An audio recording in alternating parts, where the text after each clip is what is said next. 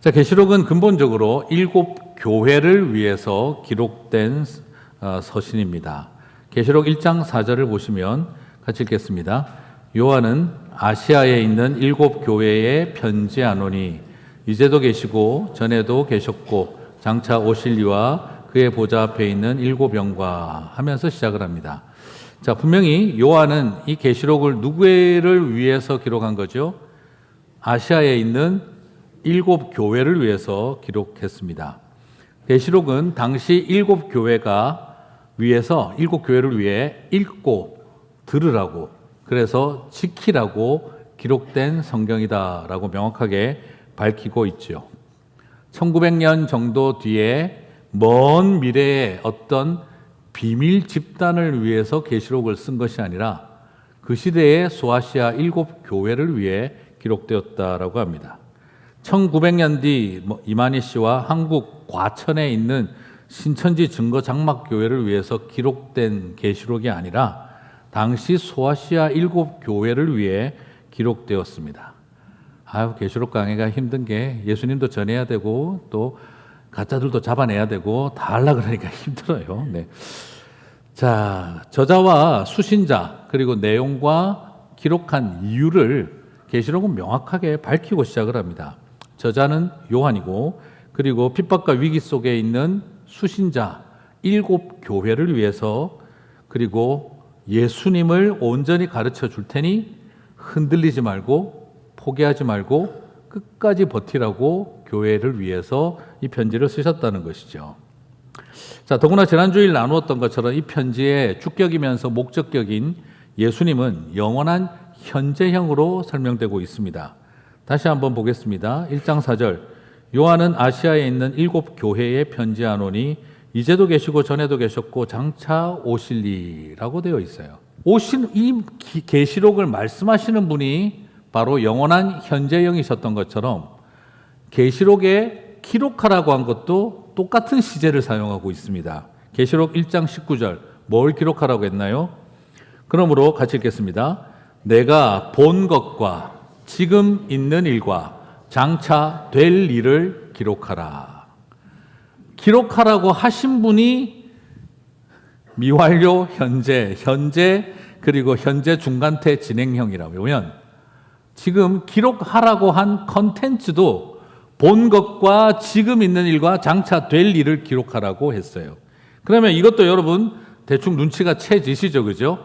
본 것도 현재 완료형, 과거형이 아니라 지금 있는 일도 당연히 현재형, 그리고 장차 될 일도 이것도 또한 바로 똑같이 현재 분사 중간태로 이미 시작되어졌으나 완성은 되지 않았지만 이어져 오고 있는 일을 앞으로 있게 될 일을 말해주고 있다는 것입니다. 자, 이것을 통해서 보면 말씀하시는 분도 전에도 계셨고 지금 계시며 장차 오실 분이고 그리고 기록하라고 한 내용도 전에 보았고 지금 있는 일이고 장차 될 일이라고 이렇게 기록하고 있다는 것이죠. 자, 그러므로 장차 앞으로 될 일이 어떤 일이겠습니까? 지금 내가 본 것과 지금 되고 있는 일하고 완전히 단절된 먼 미래 2000년이 지나서 한국 과천에서 일어날 이야기를 지금 여기에 계시록에 기록하라고 한 게 아니다 이 말입니다. 그래서 2000년 전 소아시아 7교회에 이미 일어났고 지금 일어나고 있으며 앞으로 계속 일어나게 될 것을 현재와 계속해서 지속성과 컨티뉴어티, 연결성을 가진 이야기들을 기록하라고 적은 것이 요한 계시록이다 이 말인 것이죠. 그렇기 때문에 이 장차 될 일을 지금과 상관없는 먼 미래의 이야기로 미래형으로 써놓은 것이 아니라 바로 현재와 연속성을 가진 컨티뉴어티를 가진 있을 이야기로 here and now but not yet의 관점에서 이 글을 쓰고 있다라는 것입니다. 그러므로 결국 무슨 말이냐? 계시록은 과거와 현재와 미래를 넘나드는 영원한 현재형이신 예수님이 7교회를 위해서 니네들이 벌써 겪었고 지금 겪고 있으며 앞으로 계속 겪게 될 이야기를 말해주라고 예수님이 기록을 시키셨다는 것입니다. 그러면 요한에 이것을 기록하라고 하신 이가 누구냐? 이미 벌써 이야기했습니다만 예수 그리스도의 계시라라고 했어요. 이것은 지난주에도 말씀드렸습니다만 소유격으로 되어 있는 이 의가 주격도 되고 목적격도 된다고 그랬습니다. 예수 그리스도가 계시하셨다. 예수 그리스도를 계시하셨다. 똑같은 말입니다. 그래서 보통은 문맥으로 파악을 하는데 문맥으로 파악이 안 되는 경우에는 두 가지 의미를 다 포함하고 있다라고 보시면 됩니다. 그래서 지난주 말씀드린 것처럼 예수 그리스도가 예수 그리스도를 계시하셨다는 겁니다. 왜요? 하도 마지막 때가 되어지면 거짓 선지자들이 일어나서 여기에 예수가 있다, 저기에 예수가 있다 하도 거짓말을 하며 영혼들을 헷갈리게 하기 때문에 그래서 내가 앞으로 어떻게 할지 나에 대해서 이야기하겠다 하고 말씀을 꺼내신 겁니다. 쉽게 설명을 드리자면 그렇습니다. 나중에 학교 마치고 집에 오는데 어떤 아저씨가 나한테 자꾸 와가지고 아이스크림 사줄게, 사탕 줄게 하면서 니네 아빠가 나한테 연락이 왔는데 집으로 가지 말고 어디 가 있으면 데리러 온다더라, 돈가스 사줄게 가자 하고 데리고 가는 이상한 아저씨가 자꾸 붙는 거예요. 그래가지고 아빠가 도저히 안 되겠다 싶어서 아빠가 너한테 이야기를 해줄게. 어떤 일이 있어도 네가 학교 마치면 아빠가 데리러 갈 거야. 그러니까 아빠가 교통사고가 났다든지 아파서 쓰러졌다든지 심장마비에 걸렸다든지 전화를 왔다든지 뭔 소리를 하든지 듣지 말고 사탕을 주든 아이스크림을 주든 따라가지 말고 아빠만 기다려라. 그게 예수가 예수 그리스도를 계시했다는 거죠. 네, 여러분 이게 바로 그래서 계시록은 예수 그리스도가 예수 그리스도를 계시하신 것이죠. 자, 그러면 이게 이제 왜 여기서 제가 이야기를 좀 중요하게 다루고자 싶으냐 그러면 계시록 1장 17절 19절을 보시면 내가 볼 때에 그 발 앞에 엎드려져 죽은 자 같이 되매 그가 오른손을 내게 얹고 이르시되 같이 읽겠습니다. 두려워하지 말라. 나는 처음이요 마지막이니 곧 살아있는 자라. 내가 전에 죽었었노라. 볼지어다 이제 세세토록 살아있어 사망과 음부의 열쇠를 가졌으니 그러므로 내가 본 것과 지금 있는 일과 장차 될 일을 기록하라. 자, 어떤 분이 장차 될 일까지 기록하라고 했느냐? 처음이요 마지막이시면서 살아있는 자고 죽었었던 분 누굽니까? 예수님이죠, 그죠? 그분이 장차 될 일까지 다 적으라고 하신 거예요. 중간에 바뀌는 게 아닙니다. 그런데 여기서 중요한 건 뭐냐면 자, 18절에 살아있는 자라 내가 전에 죽었었노라. 이거는 지금 예수님의 영에 대한 이야기입니까? 육체에 대한 이야기입니까? 육체죠, 그죠? 예수님이 영적으로 죽으시면 안 되죠, 그죠? 예수님이 예수님의 육체가 죽었고 예수님의 육체가 다시 부활하셨잖아요, 그죠? 우리 육체의 부활을 믿잖아요. 그리고 뭐라고 합니까? 세세토록 살아있다. 그 말은 이 육체로 부활한 몸을 입고 예수님은 영원히 살아계신다는 거예요. 자, 무슨 말이 이해가 가십니까? 예수님의 육체가 십자가에서 죽으셨고, 예수님이 무덤을 이기고 몸의 부활과 함께 부활하셨고, 그리고 그 부활하신 몸을 입으시고 영원히 사신다는 거예요. 세세토록. 그죠? 그러면 이게 왜 중요하냐? 신천지와 같은 이만희와 같은 혹은 문선명 같은 이런 이 이단 교주들은 자기들이 재림주라고 이야기를 할 때 예수의 영이 임해서 재림주가 되었다라고 가르칩니다. 무슨 말이죠? 옛날에도 유대인 30대 남성의 예수에게 하나님의 아들의 영이 임해서 세례받을 때 하나님의 아들이 되었다라고 가르치려고 해요. 그러니까 재림할 때도 이만이라고 하는 사람에게 하나님의 예수의 영이 임하여 그가 재림주가 된 것이다 라고 말을 하는 것이죠. 그런데 계시록에서 예수님은 자신을 명확하게 밝히고 있습니다. 육체로 내가 죽었고 육체로 부활했고 그리고 부활한 몸으로 영영이 세세토록 살고 있다라고 이야기를 하셨어요. 그러면 지금 만약 예수님의 영이 이스라엘 유대인 예수의 몸에서 빠져나오셨으면 예수의 몸은 어떻게 된 거죠? 죽었네요. 또 죽으신 거예요. 그럼 나와가지고 이만희 씨의 몸에 들어갔다면, 그러면 이분도 나중에 지금 연세가 많으신데 돌아가시면 어떻게 되죠? 예수님은 구천을 떠돌게 되시는 그런 지경이 되는 거예요. 그러니까 이게 말도 안 되니까 신천지는 어떻게 가르치겠습니까? 이만희는 안 죽는다고 가르친 거죠. 그냥 육으로 영생한다라고 말을 하려고 하는 거죠. 뭐 일단 그러시니까 돌아가시면 나중에 그때 이야기하고, 그러다가 나중에 어쨌든 세상의 재림이 돼서 완성이 돼서 그러면 세상에 오시면 그러면 어떻게 됩니까? 그러면 예수님의 영이 반을 쪼개가지고 복제를 한 건가요? 복제 메시아. 그럼 나중에 두 분이 세상이 완성될 때 합체하시는, 그러면 예수님의 몸은 두 개요, 영은 하나라, 삼위일체가 또 만들어지는 걸까? 말이 안 되는 소리죠. 이런 말이 안 되는 이야기. 그러면 뭐 예수님의 영이 이 육체 저 육체 왔다 갔다 하시는 것도 아니고, 그러면 진짜 매트릭스 스미스 요원이죠. 이렇게 되어버리는 것 자체가 어불성설인 것입니다. 이런 말도 안 되는 이야기를 지금 다 결론적으로 들으면 다 말이 안 된다는 걸 알지만, 그러나 그분들이 예수님의 비유에 대한 이야기를 가지고 떡밥을 던지고 자꾸 사람들을 헷갈리게 하면, 사람들이 거기에 휘말리면 결국에는 영혼이 이렇게 세뇌당하고 노략질을 당할 수 있는 일인 것입니다. 그만큼 치밀하고 위험한 거예요. 한 걸음 떨어져서 보면 이게 말이 안 되는 이야기인데, 그들의 말에 자신 있게 나는 성경을 좀 아니까 함부로 그렇게 접근하다가는 휘말리는 경우들에는 답이 없는 것입니다. 자, 여기에서 살펴보는 것처럼 이것은 이미 시제상으로 기록하라는 내용상으로 봐도 그렇게 될 수가 없다는 것을 정리할 수가 있습니다. 그렇다고 한다면 소아시아 7교회는 어떤 교회일까? 소아시아 7교회, 이 교회들은 역사가 20년이 채 되지 않은 교회들입니다.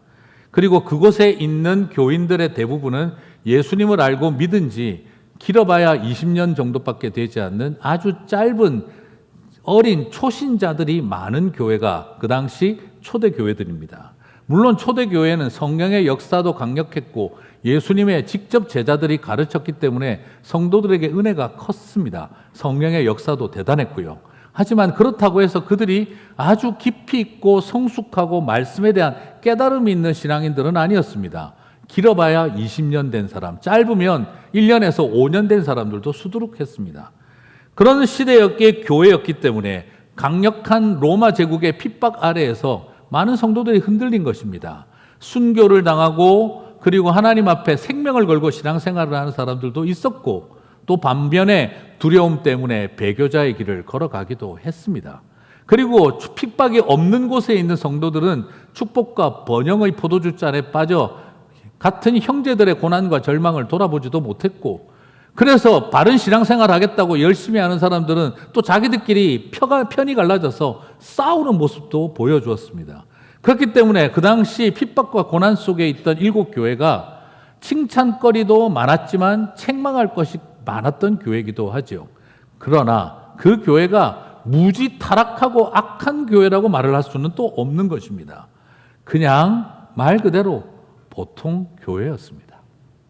예수 믿은 지 얼마 안 돼서 고난받고 힘들다 보니 순교하는 사람도 있고 배교하는 사람도 있고 축복을 받으니 정신 못 차리는 사람도 있고 뭘 좀 배우니 네가 맞니 내가 맞니 따져서 분열하는 교회도 있었고, 그래서 부끄럽고 속타고 답답하기는 하지만 그래도 주님이 사랑하신 초대 교회들이었다는 거예요.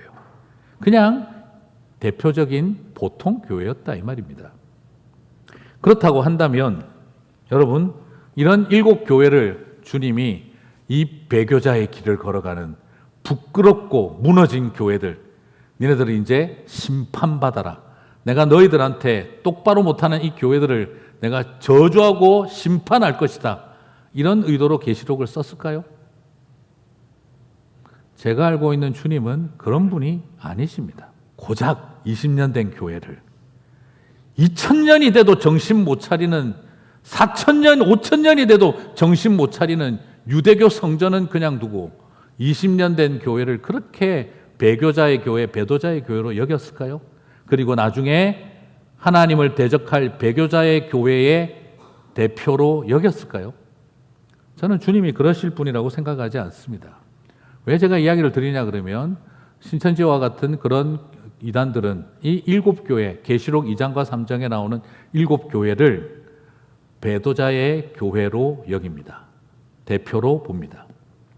그래서 나중에 1900년, 2000년이 지나고 난 다음 한국 과천에서 일어나게 될 증거장막교회, 그들을 대적했던 유재열의 증거교회와 7교회, 그리고 그들을 도와주던 장로교, 감리교, 침례교, 순복음 이런 기성교회들이 바로 음녀고 바벨론 교회들이다.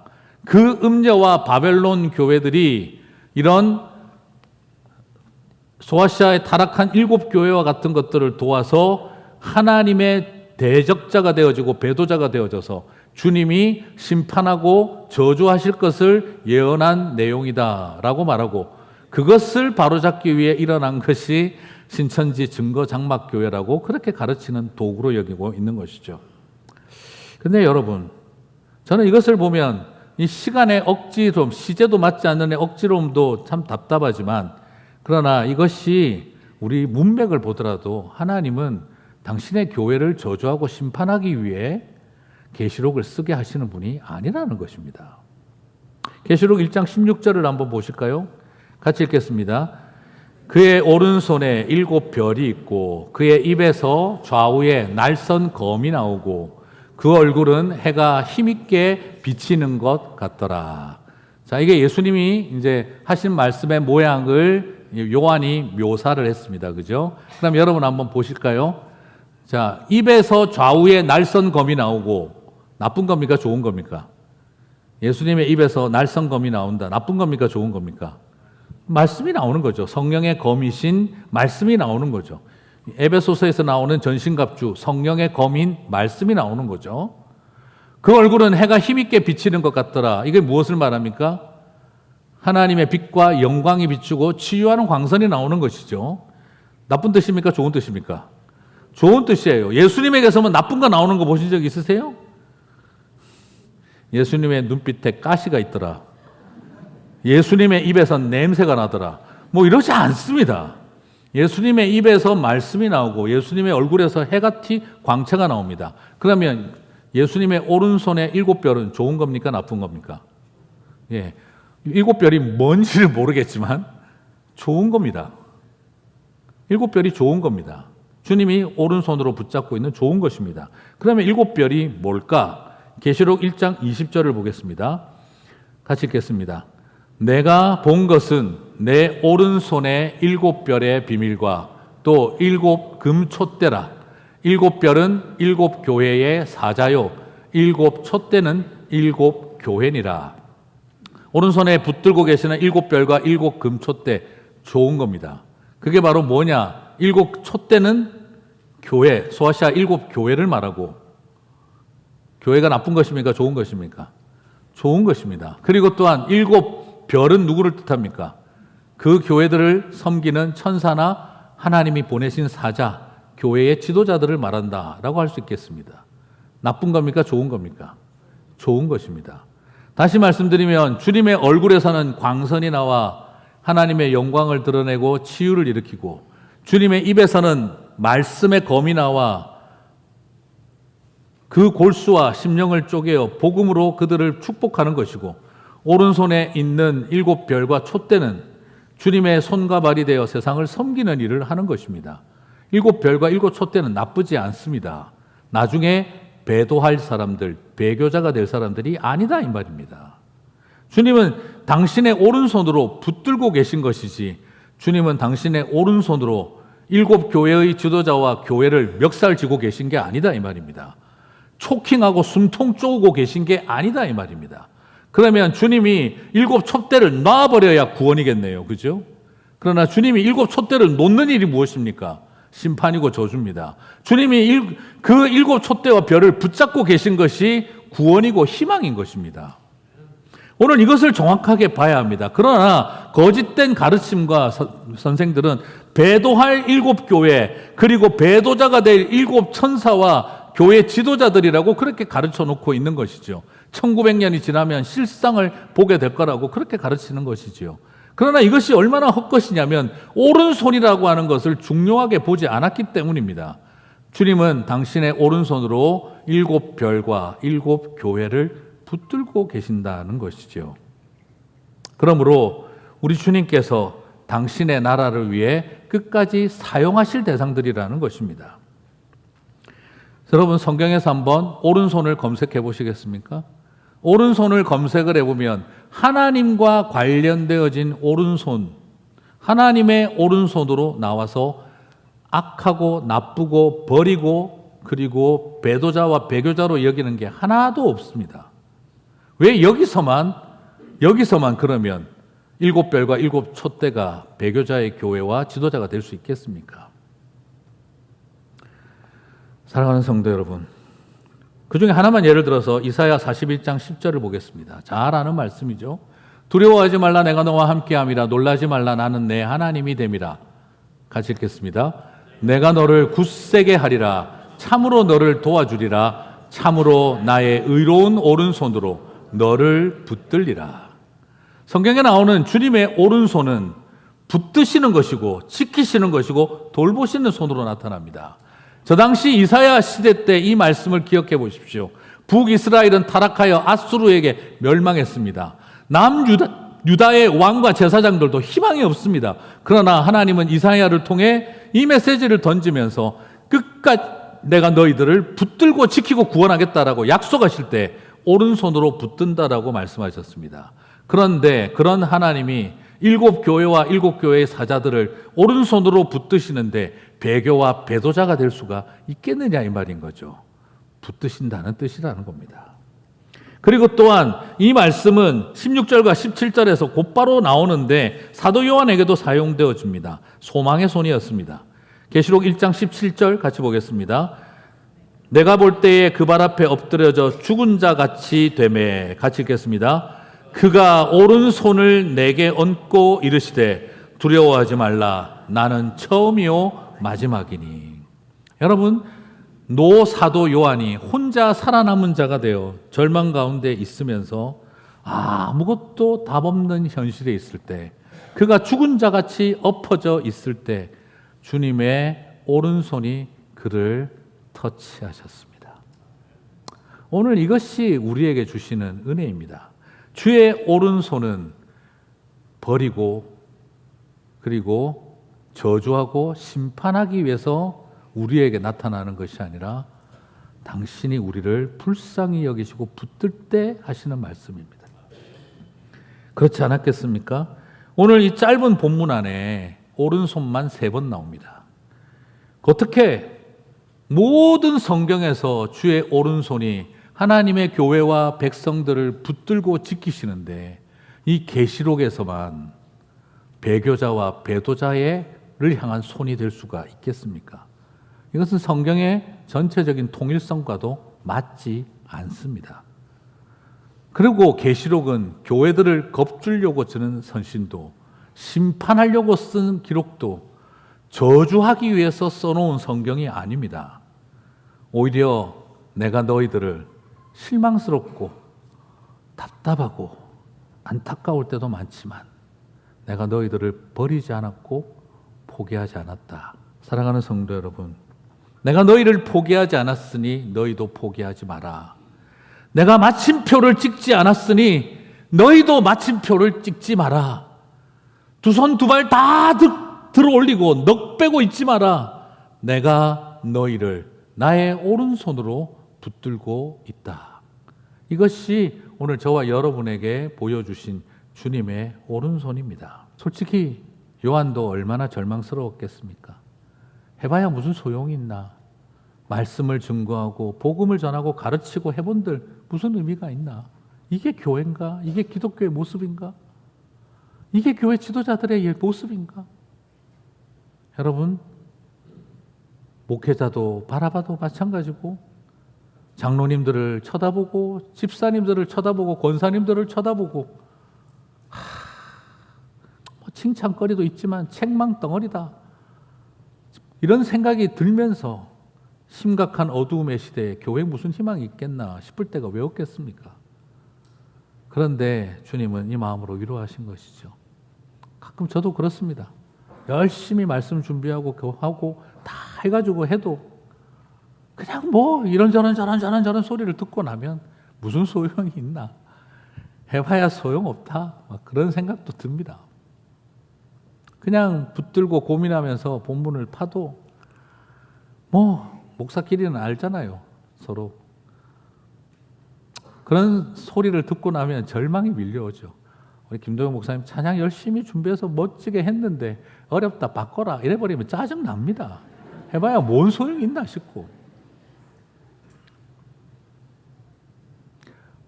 끊임없이 눈물로 기도하며 교회를 섬겼는데 뭐 하나 잘못하고 나면 그러고도 네가 장로야 이런 소리 듣고 나면 다 때려치우고 싶습니다. 그렇게 열심히 눈물로 봉사하며 권사로 섬겼는데 뭐 하나 마음에 안 들면 나가라 그러고 소리 들으면 짜증납니다. 그럴 때 과연 우리에게 희망이 있을까요? 오늘날 한국 기독교도 얼마나 많은 사람들이 절망적입니까? 여러분의 자녀들과 가족들을 바라보시면서 참